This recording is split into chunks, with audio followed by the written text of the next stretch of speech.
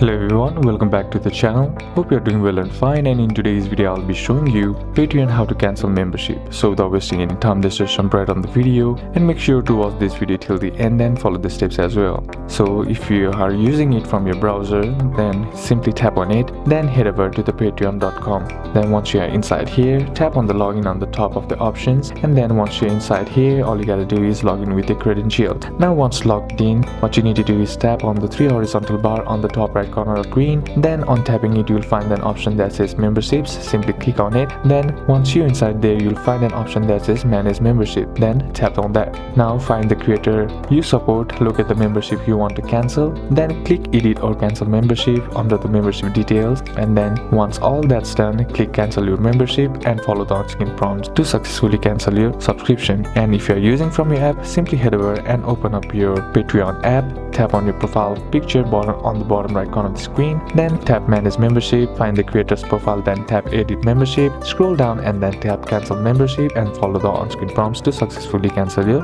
membership. So these are a couple of steps that you can apply, and that's it for today's video guys. Hope this video was useful to you. Leave a like if it did, comment down below what the next video should be on, consider subscribing to the channel. Thank you for watching. Bye bye.